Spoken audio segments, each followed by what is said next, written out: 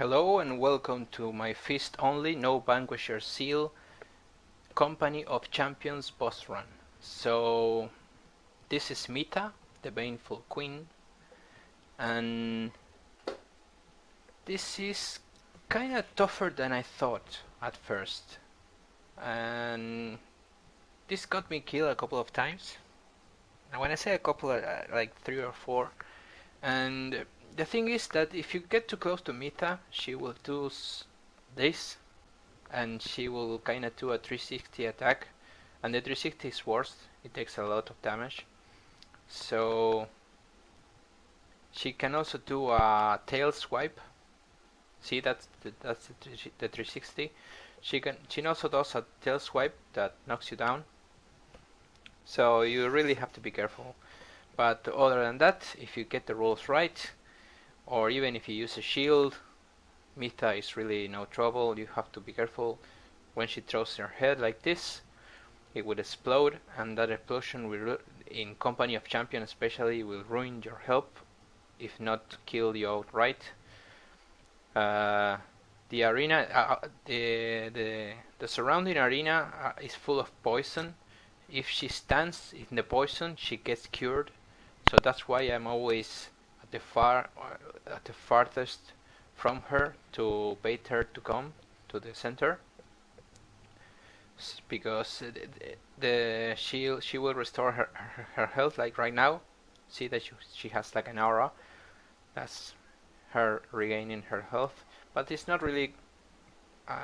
She doesn't regain it in a way that will ruin or extend your your your video longer, your battle really longer. So it's not really a thing.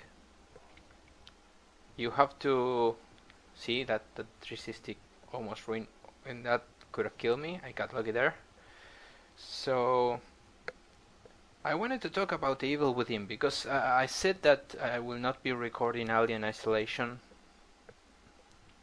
and I will not be recording some other games that come out.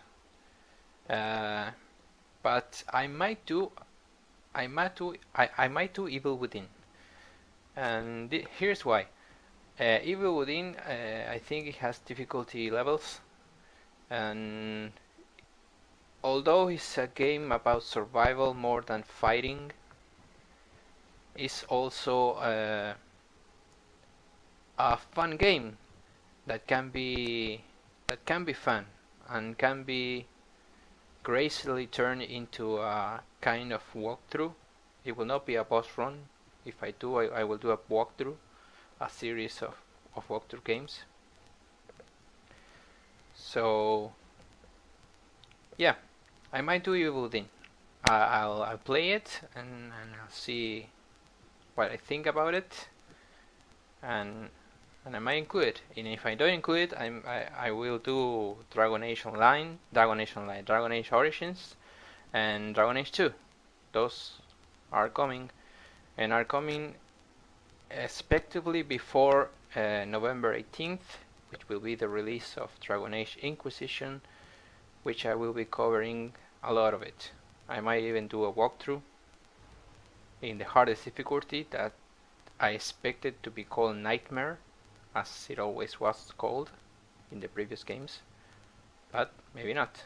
Maybe Nightmare is like a lot easier now.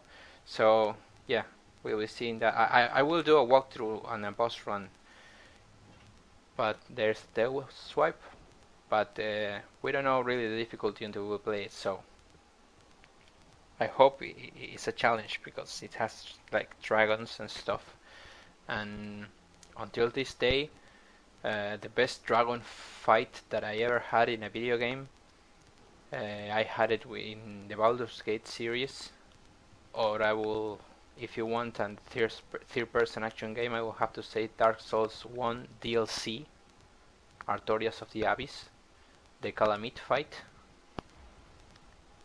because really Skyrim is shit. Skyrim is shit, and if this is my opinion offends you, you have the right to call bullshit on me.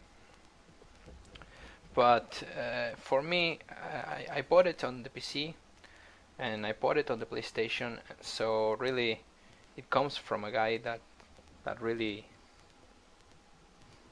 bought it. I didn't try it, quote unquote, or download it in a hard kind of way.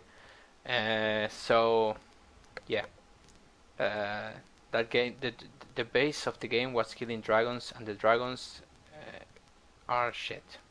They can be killed really easy if you mod it.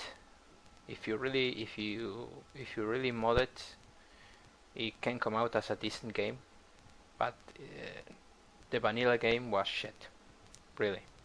I find it like amusing in some aspects, but the battle system, Jesus Christ! I mean, if I'm not a fucking thief or a sneaky assassin that uses a bow, I don't have it. I don't found any fun in that game using a melee character or a magic based character. So I got a little disappointed with Skyrim. I also got a little disappointed with Oblivion, but Oblivion was a little better. Daggerfall is without a doubt the best of the Elder Scrolls, at least for me. So yeah, let's not talk about dragons. I'm still hitting Mytha, and as you are noticing, I'm doing a lot more damage to her. And why is that, you ask? Well, first because I upgraded my strength a little more, and second because she has no armor. She has only her skin. So these are the easiest bosses that I will encounter, the ones that I can hit directly and do the most damage. The harder bosses will be Smelter, no doubt, Smelter Demon, and Smelter Demon, I think it would be terrible, but Smelter Demon, Belstadt, of course, and I think those two are going to give me the most trouble, at least not while not entering the DLCs, because the real challenge lies in the DLC. The DLC is the three DLCs of the game are very difficult, much more than the main game. And again, the situation of why they are more difficult is another talk entirely. So I will be. I think it's better for me to keep this separated. So I will talk about the DLCs when I first enter the first DLC. I will be talking about the shortcomings and everything, and from the next video, which I think is going to be long, the next or maybe part 7, I don't know. I will be kind of submitting my opinion of my review of Dark Souls 2 without the DLCs, because I think it's time to do a review. And there goes Mytha, guys. I will show you my stats, and we'll see each other in part 6. And that's how I die. Take care.